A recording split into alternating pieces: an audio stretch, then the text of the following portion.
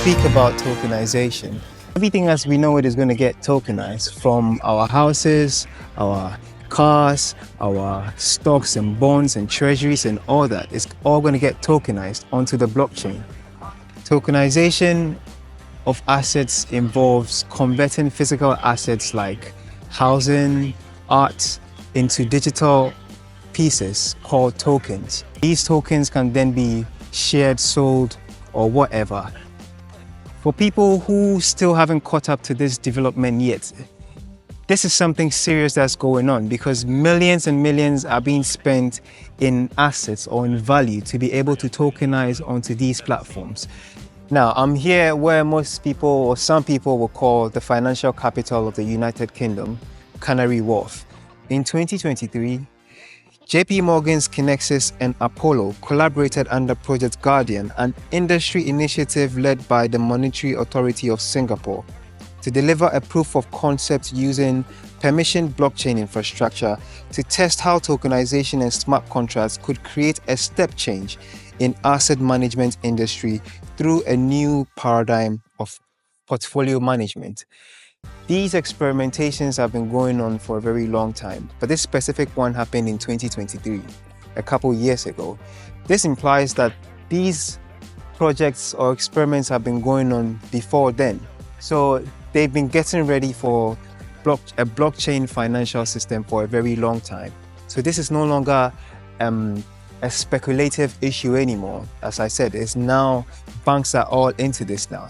And not only that, JP Morgan's Kinexys used Chainlink to settle tokenized treasury purchases on Ondo's public blockchain. This follows their history of blockchain experiments, like the 2024 Siemens Digital project. So they have a number of these projects that they've been carrying out on the low. It's not the biggest issues that they report on. If you're not looking for this type of information, you might not come across it. But these experiments have been going on for a very long time now. Not just JP Morgan, Europe has become the first MiCA-compliant stablecoin launched on the XRPL ledger. MiCA is just short for Market in Crypto Assets. They are the body that regulates all crypto issues in Europe. They've now launched their first compliant stablecoin called Europe.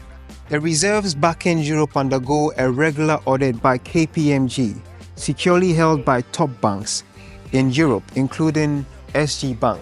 I'm standing right in front of SG Bank.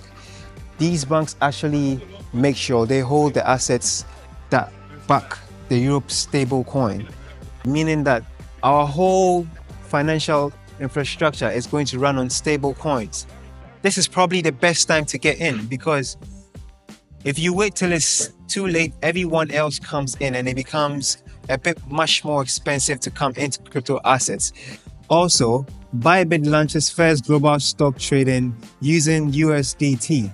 This is also a significant development in how we use crypto in our everyday lives now.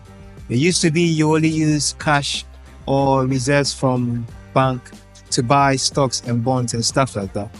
But Bybit has now developed a platform where they've enabled users of cryptocurrencies, specifically USDT, to be able to buy into global stocks and bonds and stuff like that. Another thing we can also look at is the WEF, the World Economic Forum, has just recently put out a paper, just this May 2025. The title of the paper is called Asset Tokenization in Financial Markets, the Next Generation of Value Exchange. The World Economic Forum are a bunch of wealthy, powerful people who came together to decide they would make decisions for the rest of the world because they have the wealth to say so. Some people call them oligarchs and all that. Personally, I don't trust those people. I would, however, encourage people to read this document that they just put out. It's a bit weird because they have to tell you before they do it. This document has a couple of chapters. It has about 7 chapters. I've read through some of them myself. I would suggest you do the same. But I'm just going to look at some of the things that I think are interesting to the topic of tokenization, because that's what we're discussing here today. The very first chapter of this document is on tokenization. And what are they saying? In there, you can see they have a diagram to show the evolution of financial assets. Now, financial assets have evolved from pre-1980s, where it was just paper, to the 1980s to 2010s, where it was dematerialized, where we have some paper and some electronic bookkeeping. And then post-2010s, this is the idea of the future they have for us, and it's tokenization. That's the direction they're heading towards. Now, I'll read a little bit about how they define tokenization and tokens. Tokenization is the process of using a programmable ledger to digitally represent ownership of an asset, financial or otherwise. It is a transferable format, digital format. These things that hold value, that used to be physical assets, are now becoming digital assets. Now, a token they define in context represents something of value, for example, a claim or a digitized version of real estate or financial asset that can legally and operationally be exchanged on a programmable ledger. So these values are going to come on-chain. On-chain basically means they are running on these blockchains. There are different kinds of blockchains. We have Ripple's XRP ledger, we have the Ethereum blockchain, we have the Bitcoin blockchain. Not all these different types of blockchain are able to speak to each other. And so they've developed technologies where they've made these blockchains, some of these blockchains, interoperable with others. Not all blockchains have this particular unique feature. Now, fun fact, I realized some of these buildings or pictures in this particular document are from Canary Wharf. So another important thing I wanted to highlight is on page 26 of Tokenized Assets, there is a brief piece there where they say several firms have already taken steps into tokenized PE investments. PE is private equity investment. Recently, Arum, the partnership, launched the world's first combined PE debt tokenized fund valued at $1 billion on the XRP ledger. They've done this, they've poured billions into this already. So this isn't, they're not trying to ask us if this is the direction we should go. They're saying this is where we are headed, and you either get on board or you get left behind. Also, the SEC unleashes plan to merge crypto and securities under one roof. Now, the Securities and Exchange Commission, which would be tantamount to European Union's MiCA, has unleashed their plan to merge crypto and securities together. Now, on May 19th in a conference, Paul Atkins, who is the securities chair, told his staff to begin drafting rule proposals related to crypto.